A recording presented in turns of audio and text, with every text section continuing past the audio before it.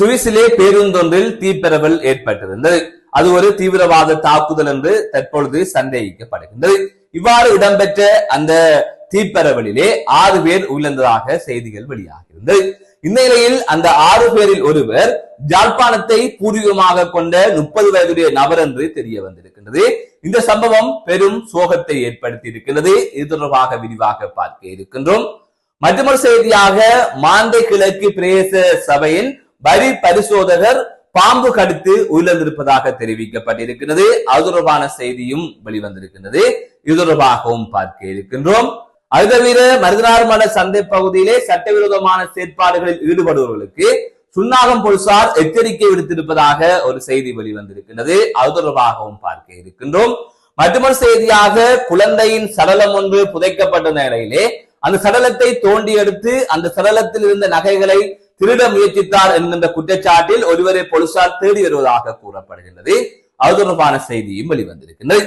இவை தொடர்பாகத்தான் இந்த செய்தி தொகுப்பிலே விரிவாக பார்க்க இருக்கின்றோம். அதற்கு முதல் ஜேகே ரிப்போர்ட் எனப்படுகின்ற இந்த யூடியூப் சேனலை இதுவரை யாராவது சப்ஸ்கிரைப் செய்யாமல் பார்த்து கொண்டிருந்தால் சப்ஸ்கிரைப் செய்து கொள்ளுங்கள். தொடர்ந்து அருகில் இருக்கின்ற பெல் பட்டனை கிளிக் செய்வதன் ஊடாக நான் போடுகின்ற ஒவ்வொரு காணொளிகளையும் நீங்கள் உடனுக்குடன் பார்க்கக்கூடிய வகையிலே இருக்கும். நான் நடராசா ஜெயகாந்தன். தற்பொழுது செய்திகளுக்குள்ளே செல்லாம். நேற்று முன்தினம் சுவிஸிலே ஒரு பேருந்தொன்றில் தீப்பரவல் ஏற்பட்ட நிலையிலே 6 பேர் உயிரிழந்திருப்பதாகவும் 5 பேர் காயமடைந்ததாகவும் தெரிவிக்கப்பட்டிருந்தது.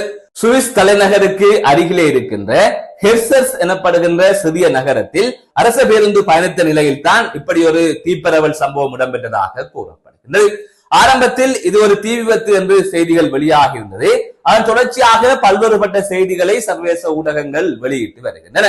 அதன் அடிப்படையில் குறித்த பேருந்தில் பயணித்த ஒருவர் எரியூட்டக்கூடிய திரவம் ஒன்றினை தன்மேல் ஊற்றி தனக்குத்தானே தீ வைத்துக் கொண்டதாகவும் அதன் தொடர்ச்சியாகத்தான் பேருந்தில் தீப்பரவல் ஏற்பட்டதாகவும் தெரிவிக்கப்பட்டிருக்கின்றது. அதனால்தான் 6 பேர் உயிரிழந்திருக்கின்றார்கள், 5 பேர் காயமடைந்திருக்கின்றார்கள் என்று கூறப்படுகின்றது. இது ஒரு தீவிரவாத தாக்குதலாக இருக்கலாம் என்கின்ற கோணத்திலும் தற்பொழுது சுவிஸ் நாட்டு போலீசார் விசாரணைகளை ஆரம்பித்திருப்பதாகவும் கூறப்படுகின்றது. இந்நிலையில் இவ்வாறு உயிரிழந்தவர்களுக்கு தனது இறுதி அஞ்சலியை அந்நாட்டின் ஜனாதிபதி செலுத்தி இருந்தார் என்கின்ற தகவலும் வெளியாகியிருந்தது. இவ்வாறான சூழ்நிலையில் தான் 6 பேர் அந்த விபத்திலே உயிரிழந்திருக்கின்றார்கள்.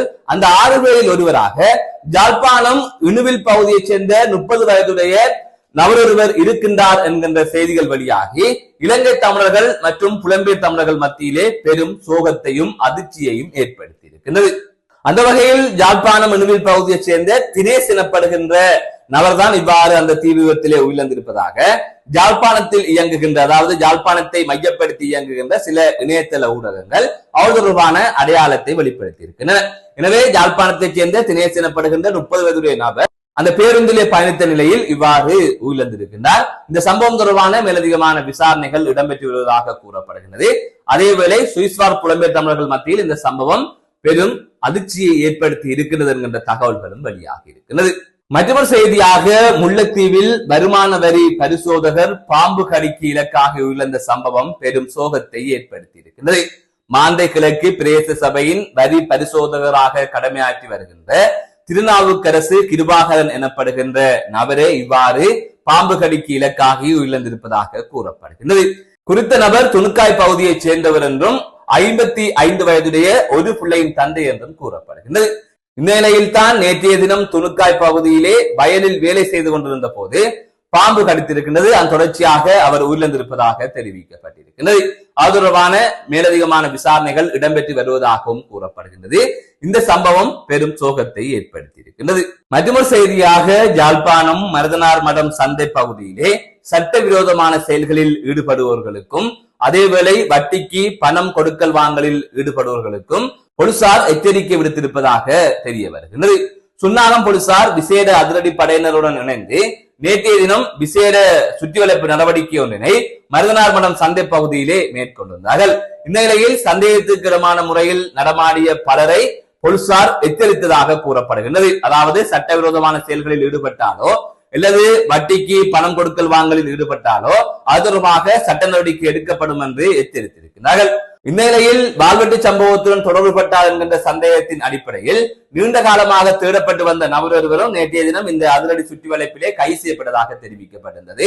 தொடர்ச்சியாக அவர் சுன்னாகம் போலீஸ் நிலையத்திலே தடுத்து வைக்கப்பட்டு விசாரணைக்கு உட்படுத்தப்பட்டதாகவும் அதனைத் தொடர்ந்து அவர் நீதிமன்றத்தில் முன்னிலைப்படுத்துவதற்கான நடவடிக்கைகள் மேற்கொள்ளப்பட்டு வருவதாகவும் செய்திகள் வெளியாகின்றது.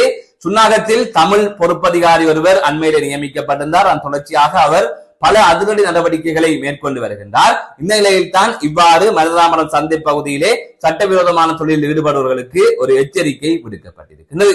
மற்றொரு செய்தியாக தனது தந்தையின் கல்லறையை சுத்தம் செய்ய போவதாக உள்ளே நுழைந்து மயானத்திற்குள் 2 வாரங்களுக்கு முன்னர் புதைக்கப்பட்டிருந்த குழந்தையின் சடலத்தை தோண்டி எடுத்து குழந்தையின் சடலத்தில் இருந்த தங்க நகைகளை திருட முயற்சித்தார் என்கின்ற குற்றச்சாட்டின் அடிப்படையிலே கோமாகம போலீசார் நபர் ஒருவரை தேடி விசாரணைகளை ஆரம்பித்திருப்பதாக தெரிவிக்கப்பட்டிருக்கிறது.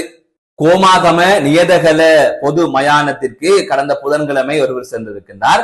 அங்கிருந்த காப்பாளரிடம் தான் தனது தந்தையின் கல்லறையை துப்புரவு செய்ய போவதாக அவரிடம் தெரிவித்து அனுமதியை பெற்று இவ்வாறு மயானத்திற்குள்ளே உள்நுழைந்திருக்கின்றார். தொடர்ச்சியாக மயானத்திற்குள் சென்றவர் நீண்ட நேரமாக அங்கிருந்து வெளியே வரவில்லை.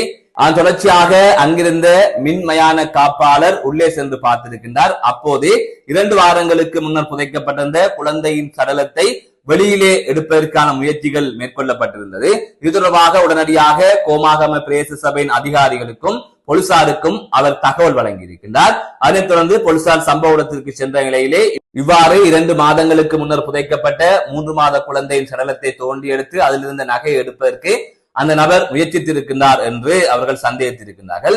தொடர்ச்சியாக அந்த நபரை தேடி போலீசார் விசாரணைகளை ஆரம்பித்திருப்பதாக தெரிவிக்கப்பட்டிருக்கின்றது. இந்த சம்பவமும் பெரும் அதிர்வலைகளை ஏற்படுத்தியிருக்கிறது. மீண்டும் ஒரு காணொலி சந்திக்கின்றேன். நான் நடராசா ஜெயகாந்தன்.